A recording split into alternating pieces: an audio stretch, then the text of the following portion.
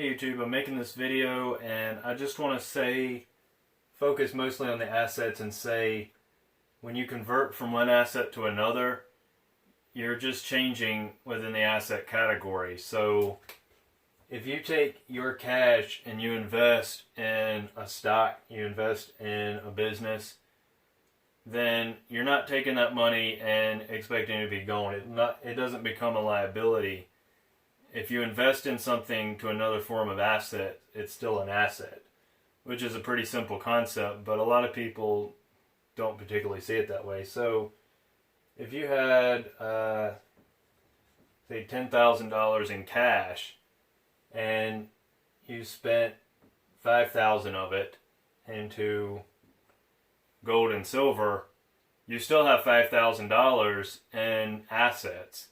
You didn't lose the money. It's not somewhere where you can get it. It's still your money. You just changed the form of assets. And I set this video up because I'm going to make some more videos in which understanding this is kind of a prerequisite.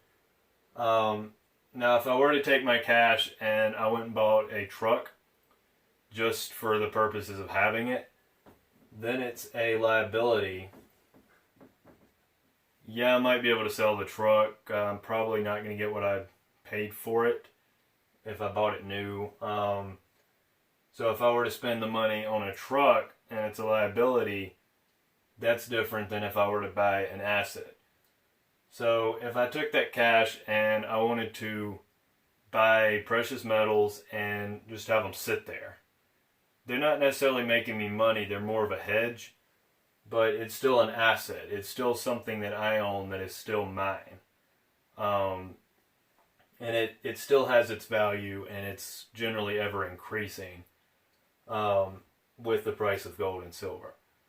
So my point with this video is just to say that when you move money from cash to stocks, move money from cash to business, whatever, then you're taking it and you're just moving it across an asset.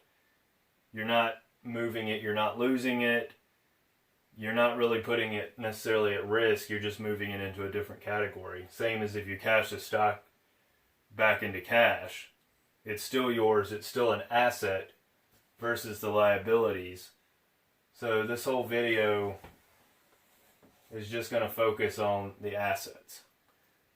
And I'll have this other video which kind of follows this, so just stay tuned and watch this one.